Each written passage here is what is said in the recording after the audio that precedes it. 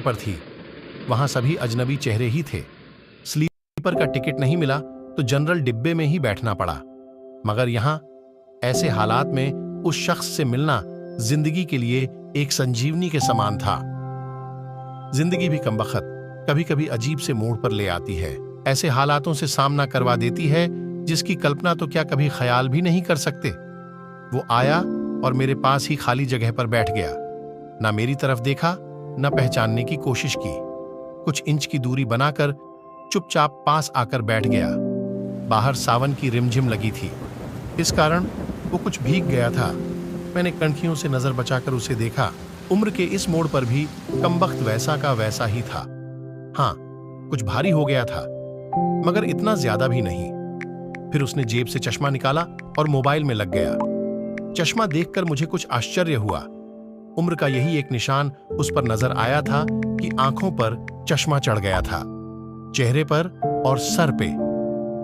मैंने सफेद बाल खोजने की कोशिश की, मगर मुझे नहीं दिखे।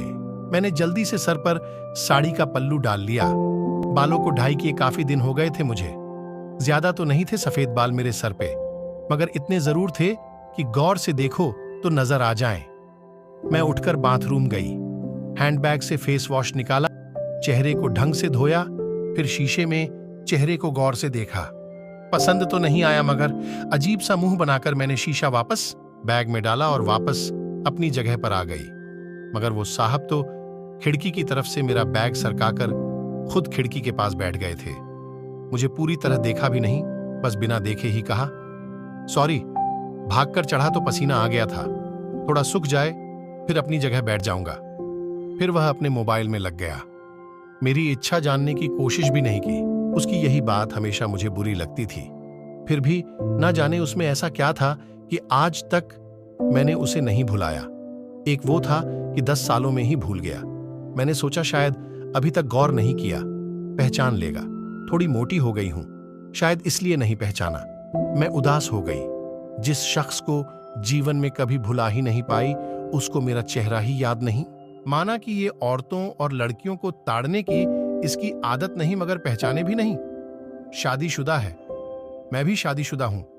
जानती थी इसके साथ रहना मुश्किल है, मगर इसका मतलब यह तो नहीं कि अपने ख्यालों को, अपने सपनों को जीना छोड़ दूं। एक तमन्ना थी कि कुछ पल खुल के उसके साथ गुजारूं। माहौल दोस्ताना ही हो, मगर हो तो सही। आज वही शख्स पास बैठा था जिसे स्कूल टाइम से मैंने दिल में बसा रखा था। सोशल मीडिया पर उसके सारे अकाउंट चोरी छुपे देखा करती थी। उसकी हर कविता, हर शायरी में खुद को खोजा करती थी। पर हाय, वह तो आज पहचान ही नहीं रहा। माना कि हम लोगों में कभी प्यार की पींगे नहीं चली, न कभी इजहार हुआ। हाँ, वो हमेशा मेरी केयर करता था और मैं उसकी केयर करती थी। कॉलेज छूटा तो मेरी शादी हो गई और वो फौज में चला गया। फिर उसकी शादी हुई। जब भी गांव गई उसकी सारी खबर ले आती थी। बस ऐसे ही जिंदगी गुजर गई। आधे घंटे से ऊपर हो गया। वो आराम से खिड़की के पास बैठा मोबाइल में लगा था। देखना तो दूर, चेहरा भी ऊपर नहीं किया। मैं कभी मोबाइल में देखती, कभी उसकी तरफ। सोशल मीडिया पर उसके अकाउंट खोलकर देखे, तस्वीर मिलाई, वही था, पक्का वही। कोई शक नहीं था। वैसे भी हम महिलाएं पहचानने में कभी भी धोखा नहीं खा सकती। 20 साल बाद भी सिर्फ आंखों से पहचान ले। फिर और कुछ वक्त गुजरा, माहौल वैसा का वैसा था। मैं बस पहलू बदलती रही। फिर अचानक टीटी ही आ गया। सबसे टिकट पूछ रहा था। मैंने अपना टिकट दिखा दिया। उससे पूछा तो उसने कहा नहीं है।